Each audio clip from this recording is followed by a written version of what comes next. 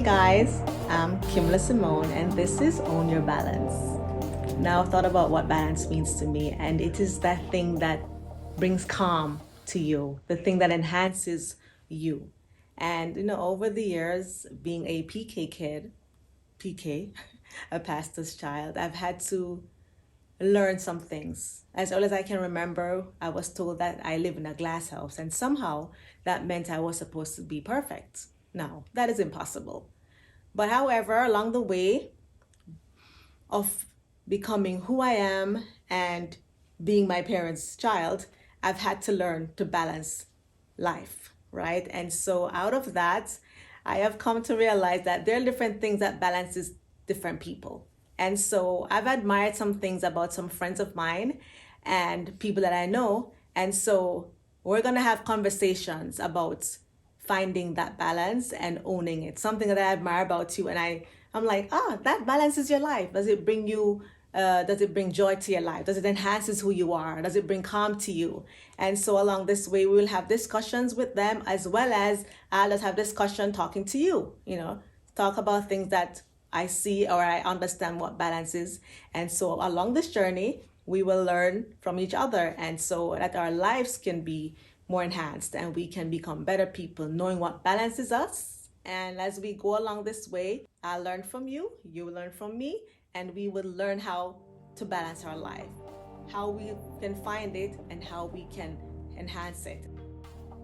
Hey guys, this is Kimla Simone, and today we're going to be continuing a conversation on owning your balance.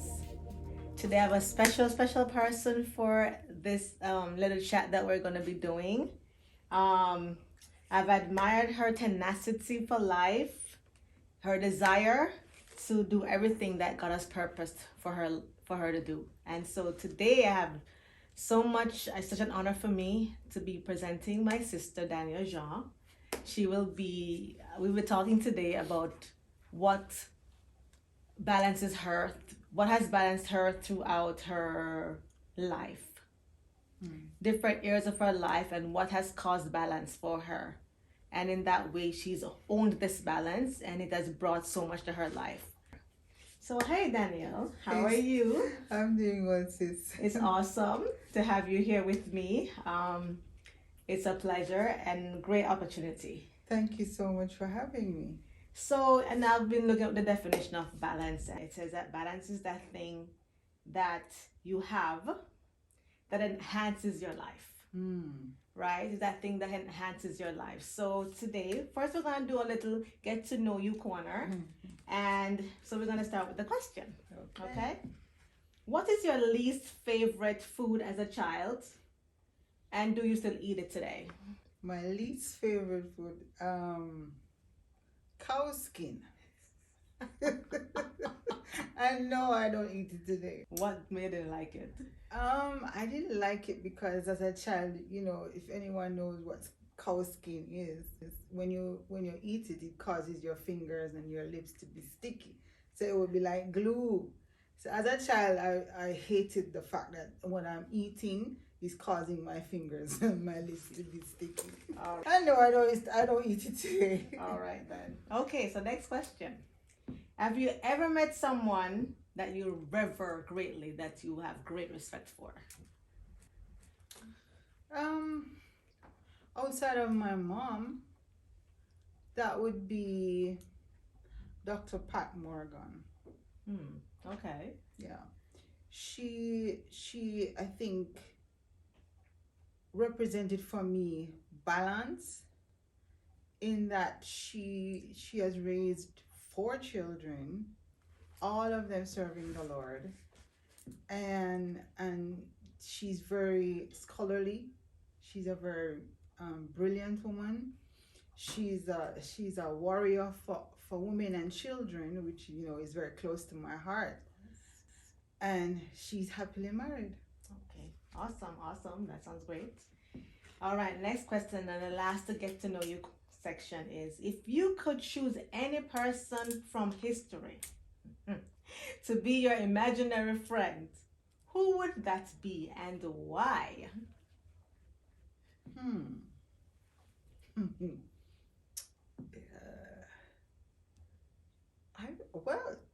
the first person to jump in my thoughts is Deborah Okay. from the scriptures. And I have been fascinated with Deborah for quite a number of years. Oh, wow.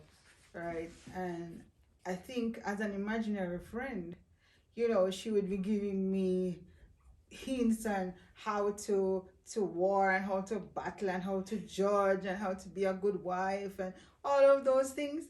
So I think, when I get to heaven, she and I will have some conversations. All right. Awesome. Awesome. Okay. So we got a little bit to get to know Danielle's, perspective on some things and what she think about some things. So that's awesome, right? So now we're gonna go into the depth of the matter. Yes. So, seeing that I know her personally, I know it's gonna get a little deep, right? So now we're gonna go into the depth of the matter. Yes. So, what is the one thing from your childhood you think framed you through thought process and how you approach things in life?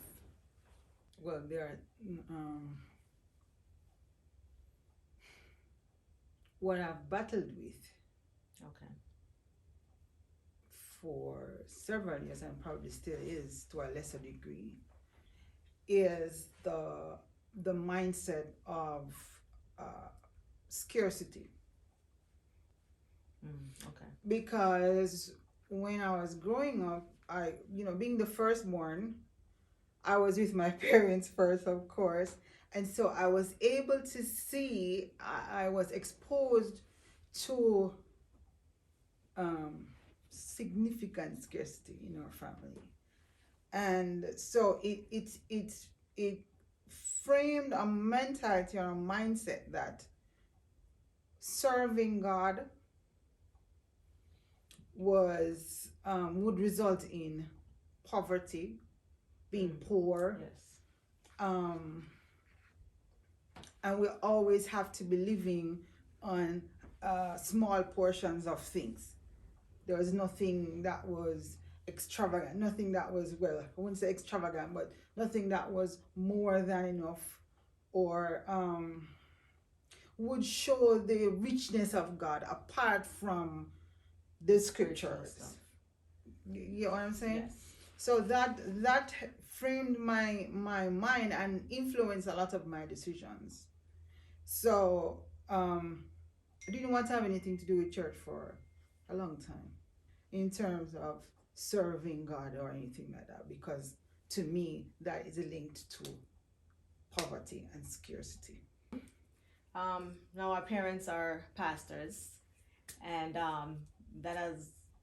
that's what she's talking about, the fact that we're living in, it was like scarcity, and so that still frames our mind at points. That still framed her mind, right? And as a teenager, Danny was not very. She was not very. I won't call her sociable. I was the socialite. She was not a socialite. She was very reserved, as far as I could tell. But she was absolutely gorgeous as always, and I looked up to her. I mean, I looked up to all that she did, and I know people that looked up to her. So it was like, so now I'm gonna ask her a little thing about teenagers. So as a teenager, what were you most concerned about? How did that affect your approach towards the future planning and friendships you formed? Yes. Let's take the first part. Right. What were you most concerned about? Most concerned about as a teenager? Again, I hate poverty. I was concerned about children who didn't have, people in general who didn't have. And this morning, as a matter of fact, you reminded me that I brought home a homeless man once, and kind of just say, well, Daddy, this man has nowhere to live. Right? Right. So I still am concerned about those things. That's a part of who I am. I don't like to see children, especially children and women, in need, right? And I believe God is generous enough are much too generous for these things to be happening. Hunger for children. Children aren't going to school because they have to be selling on the streets.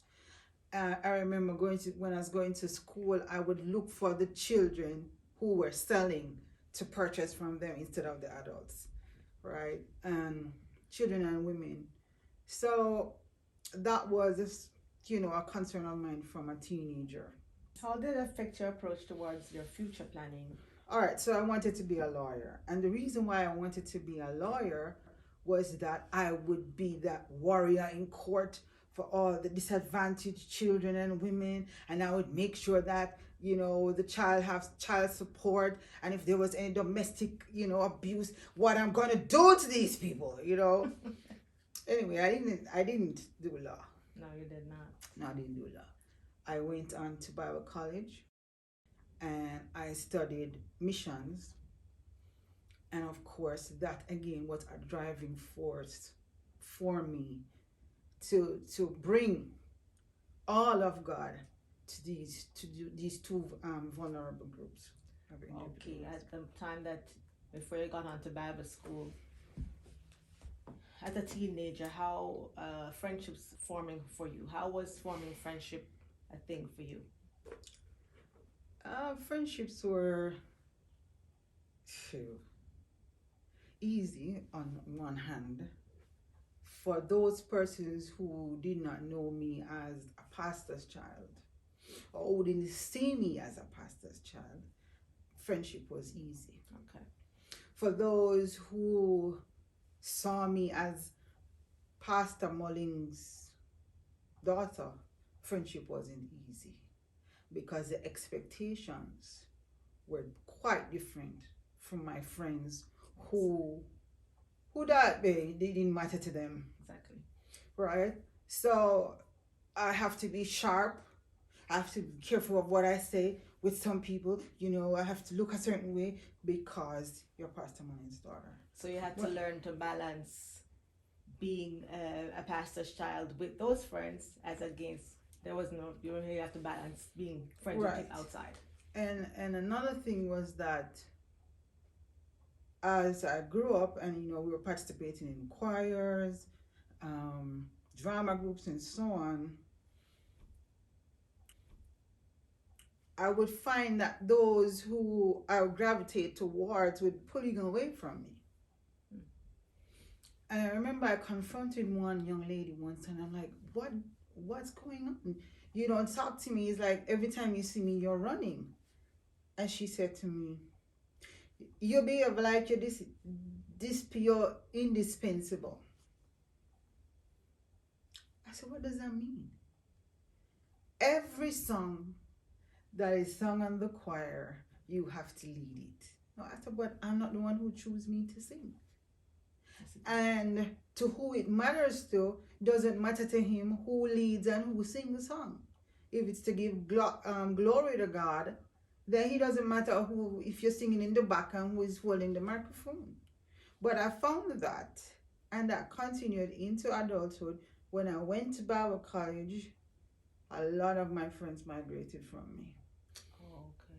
Right. And when I would come back home, you know more than we know, or you're different from us now because you went to Bible college. Oh, I didn't know that. Yeah, so I kind of, I came home less and less often because of that. But even today, I have very few friends. Oh, yes, I know that. Yes. That I know.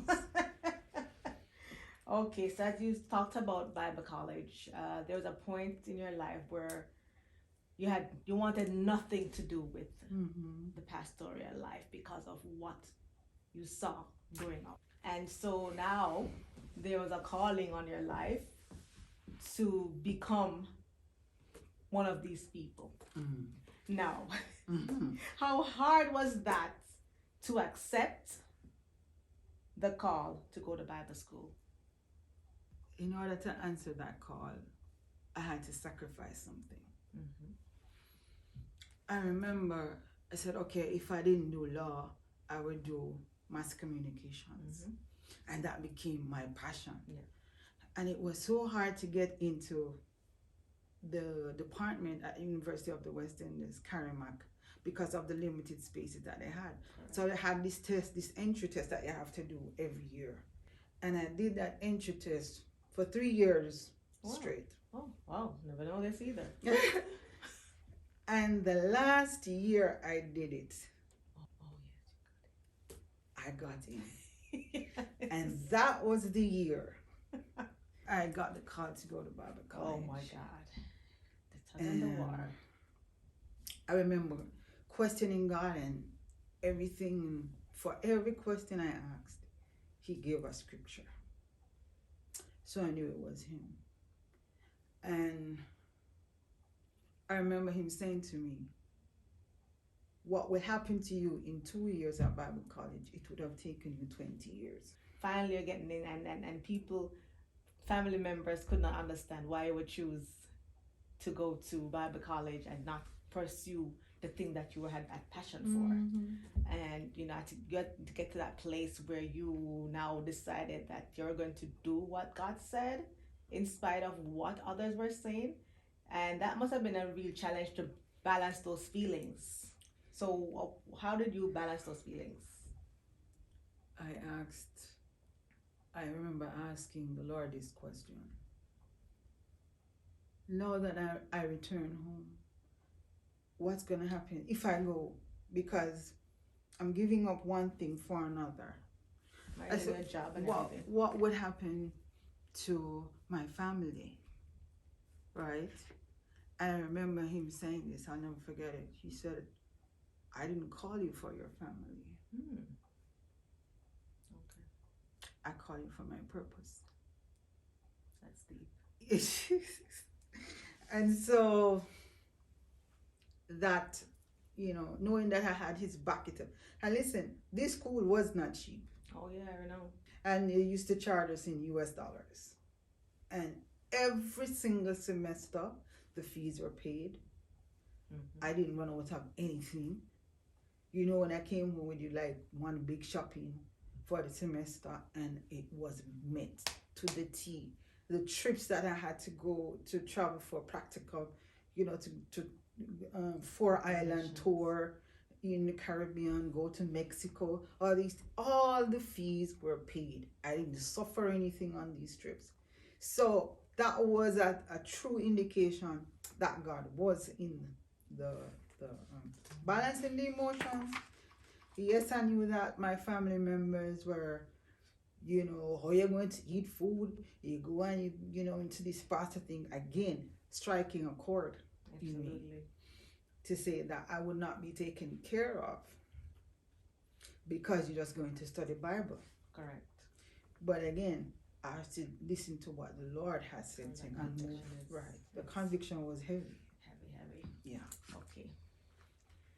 So you went to Bible school and you know it was the Lord. Now, during that time, you met a young man that became your husband, right? You got married right out of college, but now that relationship has been called quits, right? Now you have been divorced. Do you regret that now, or do you embrace that it happened? Initially, I did regret it. Okay. Regret is a very kind word. Okay. I will not say what I used to say, but that's okay. I am happy I met him. I'm happy we got married. I've learned a lot from him.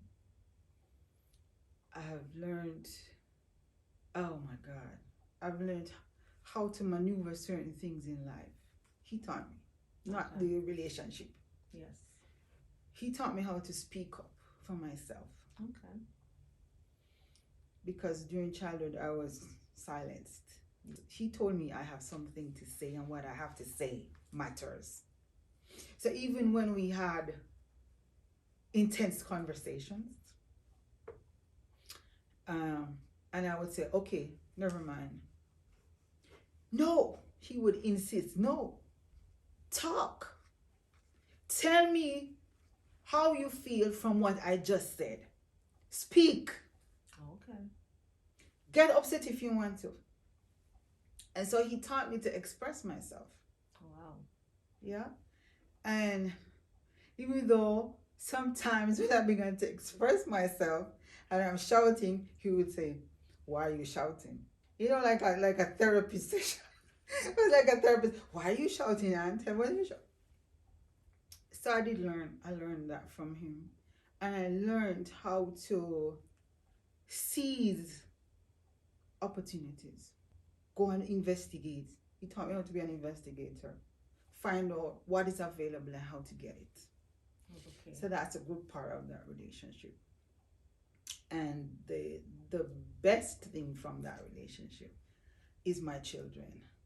One who, died, and my girl now. She is a beauty. She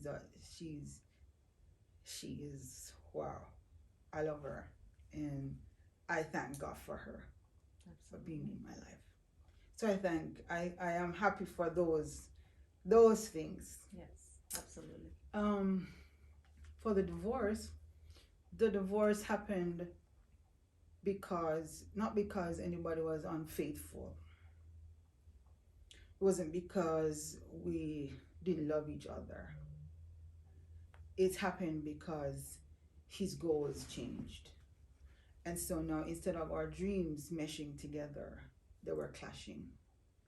And so, Right, the and divorce took place. I wouldn't have thought. I know that you would have tried to find balance for the relationship to work, to find balance in the space that you were in. Like he's wanting to do something else that you weren't wanting to do, and so that there was. I don't think you found a balanced space at that time. No. There was no balance, so there was no reconciliation to happen. Okay, so you just mentioned that you had children and you had lost one of the child, which is a son. It's my nephew, and so first you had difficulty having children, Yes. right? What you were told by the doctors, but what you believed that God had told you. The difficulty in having those children, did that affect you in the marriage? When it wasn't happening, did it cause a problem? My husband is not Jamaican, and in his country, it is expected that within a year or two, you will be having children. No, we got married in 2000 and Karen came in 2004.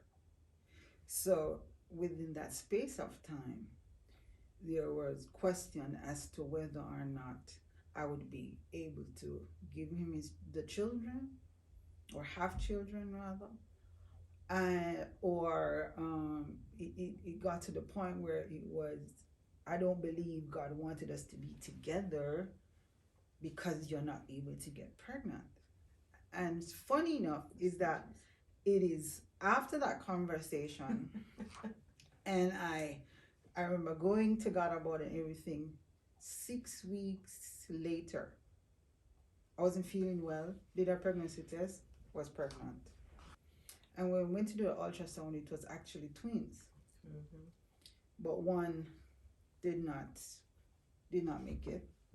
And of course, Karen came, but it did affect our relationship, the infertility for a while. Okay, so after you gave birth to Karen. Now you had Karen, but then you went on miraculously to Miraculously indeed, because another child. Right. And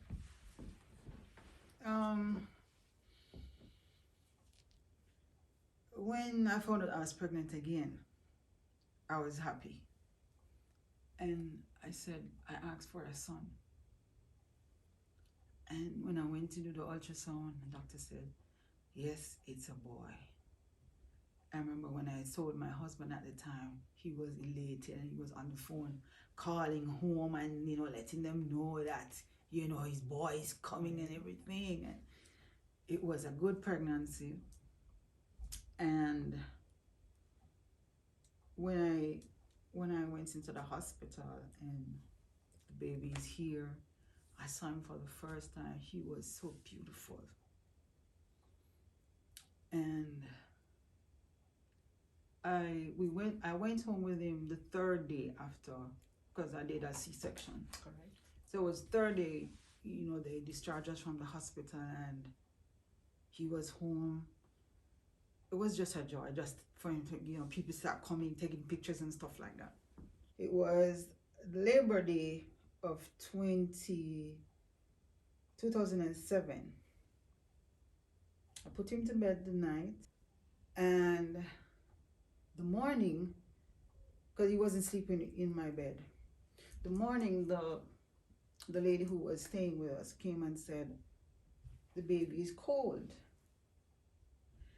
I said, okay, put a blanket on him, because if the baby is cold, I'm thinking that she mean that the temperature, right. And then she started weeping, like, I said, what is the matter? And then she said, miss the baby. I said, bring the baby, come.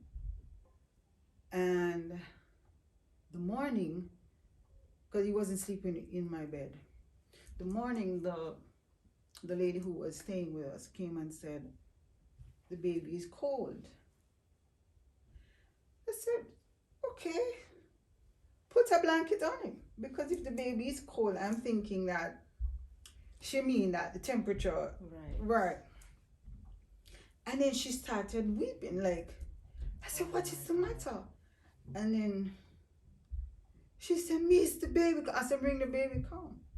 And when the baby came, when she brought Leo to me, his name is Leonard Antonio. When she brought the baby to me, and I looked at him, his face was rosy cheek, everything, he was warm, everything. I said, what you said, the baby cold, baby is okay, but no movement. I called his name, of course, he's a 7-day-old baby, so he's not gonna respond, but I said, okay, my husband at the time, I said, look, take the baby to the hospital, because it cannot be that he's dead, right? So he left with him, and I did what I knew what to do. I started to pray. And let me tell you something. I switched into warrior mode. If there was a demon somewhere, believe me that morning he was disabled. I called my parents. I told them what happened. I said, get everybody, how to pray, because my son is not gonna die. And I got dressed and left out after my husband. And on my way to the taxi stand, I fought insanity. Because now the voices I began to hear was, you are a crazy woman, because there's no way anybody can experience this and not go crazy. And I remember praying and praying and rebuking and praying and rebuking until I got transportation to the hospital. I remember the man was driving too slow. It was a holiday. And I said to him, could you speed up? Right? So I got into the hospital, walked into the emergency room, and everything was quiet. I didn't see my husband. And I saw the doctor at the nurse's station. And she looked at me and I said, where is the baby? And she went like this. She shook her head. I said, what does that mean? Where is my baby? And she came and she said, we did everything we could. I said, no. Tell me what you did. List out everything you did for me to believe that you did everything that you could. Because in my mind, for you to do everything that you, I would have to come and see him on life support. I would come and see him, with strings and all this. She said to me, it was too late. I made to run. Because the reality of it was too much. And my husband pulled me back. He said, "And where are you going?" I said, "I don't know, but I don't want to be here." And everything that I knew about God and Christianity and everything, calling back the dead to life, I remember bargaining with God.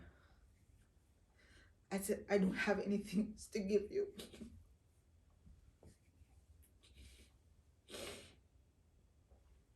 I have given you everything. But if I could exchange my life for his,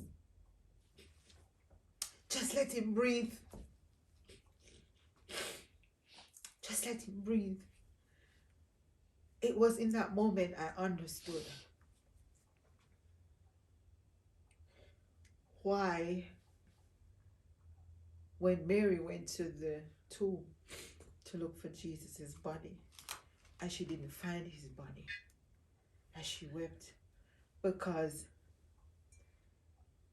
his body in front of me was hope that he could wake up. Okay. Oh. And when my parents came and they took me out, and then I wanted to see him again. And Kim, when I went back into the room, they had wrapped him from head to toe, God, and put his name and put dates that he was born and date that he died. And that's when I screamed.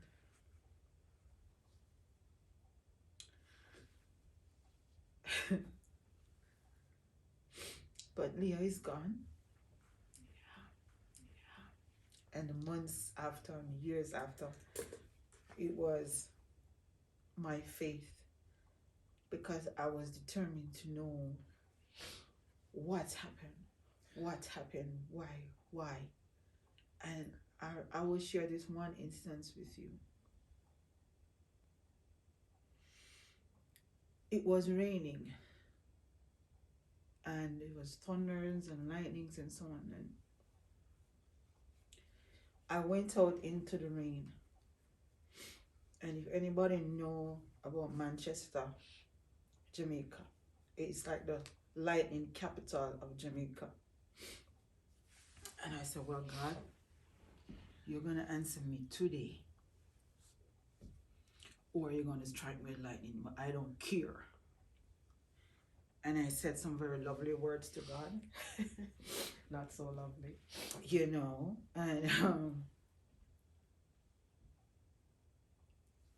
a peace came over me. And I got the sense, like, while I am ranting and going on and I'm crying and I'm hurting, there was a hug. Someone was hugging me in the strangest way. And I sighed, and I went inside, of course, soaked. And for me, in that moment, I knew God was with me. And I don't know where that Bible is today, but I had a Bible that I slept on it. Everywhere I went with it, it was filled with tears, because I said to God, if you are good, you have to show me. Show me that you are good. Yeah. And I remember saying to him, your word said that you never slumber nor sleep. Did you fall asleep? Wow. No words, just this sense of peace and comfort that it was unexplainable. Absolutely. There were thoughts of suicide. The doctor gave me a pill bottle of what's Valium? Valium. I remember picking up that one day from off the where it was, and I was saying, just take a few of them. And at the time, Karen was, I think she was 3.5, and she was around everywhere, and when she was there. And I took up the bottle and I went straight to the bathroom and emptied the contents into the toilet and flushed it. And that was opposite of what I was feeling to do. Exactly. Again, I believe that was directed by God, because Absolutely. under normal circumstances, I would have drank those pills. Because you did that before. So it took me years, and of course, along with the Word of God, prayer, and therapy, Has brought balance to the right, situation. to bring balance to the situation, and enable me to put one foot in front of the other. Some kind of healing has happened. Yes. So then I know with all of that, after the baby was gone, the marriage ended in divorce and everything, and that's another layer of things that happened in your life to add to all the other things that has taken place over the years. And do you see yourself as after all of those things that happened, do you see yourself as a victim or victorious? I would like to tell you that all the way I was, running with the banner and saying victory, Absolutely not. No. And David did that. there were most of my journey, I have suffered from being a victim, having a victimization mentality. It's over past maybe 5 years. I am now growing into a victor's mentality. Awesome. Where I have now the equipment, I am now empowered to change my mindset to one of victory, to see all that has happened in my life as a weight, like a weight that you use at the gym to build muscles. Yes, because I know the rest of my life I'm going to face challenges. That's the nature of life. Yes. Life is about challenges and overcoming challenges. So it was like, to me, I've taken it as I started off at 2 pounds. I went up to 4, I went up to 6, went up to 8, and so forth and so on. So I'm building muscles in preparation for whatever other challenge that will come my way. So now my mentality is different. I no longer view challenges as something to say, oh me, oh my, or life is unfair, or anything like that. I'm saying, bring it on. That's a great way to. Yes. Because now, with the help of the Lord and those that He has put in my life as mentors, has enabled me to now say, hey, I've faced it. What else can you do to me? Yes. If you're gonna say, okay, we have had instances where gunmen came in on us. Oh yes. Gun to my head. All the different losses and losing a job and all these things. Only come to build grit, to build stamina, to build strength for the next leg of the journey. And it's gonna be glorious. It is glorious. But with the glory, my goodness, thank you. Glory itself means weight. Oh, really? Yes, it means weight. So when somebody walks in a room and the whole atmosphere of that room shifts. Yes, that is glory. So the more grit and the more stamina you have with a victor's mindset is the more glory you present. Is the more weight you're able to carry. You understand? You can enter situations and the situation now have to bow to you.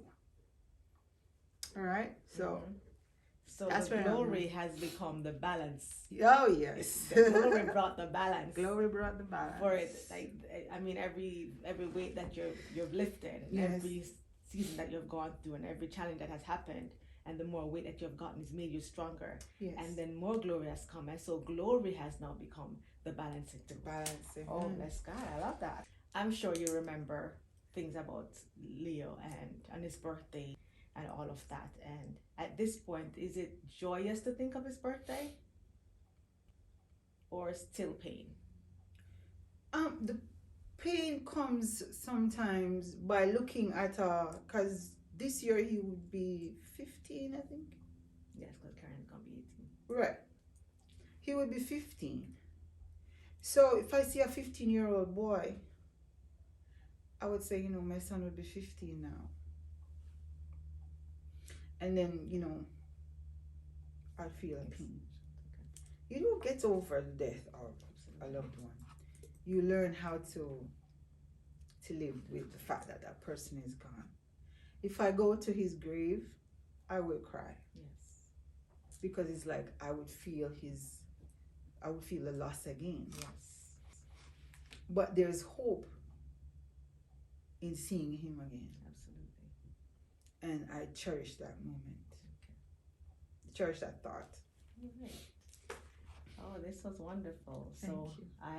so to end it all, you've gained balance along the way, ultimately to the end that you are at right now. Mm-hmm. And the fact that you have this calling up in your life and you're pursuing the things that God has called for you to do, and you're reaching and you're living that victorious mindset, and you're going forward because you know that it is going to work out for your good in the end. Mm-hmm. And the challenges are hard. Yes. The challenges are a lot right now Mm-hmm. that you're about to face and to go on, but you are excited for what is to come. Yes. I'm imagining, and so now there's glory that you're walking in with. And I mean, that's just a beautiful way to end this conversation. Thank you so much for having the me. balance that it has brought. So I hope that this do bring some insight to someone that is out there that's listening to us, about finding that balance and owning the balance that you have in every situation that is created for you, because it is created that you can grow grits and become who you're supposed to be, and balance will always be there for you, right? You will figure that out. So thank you for tuning in to us, and see you another time.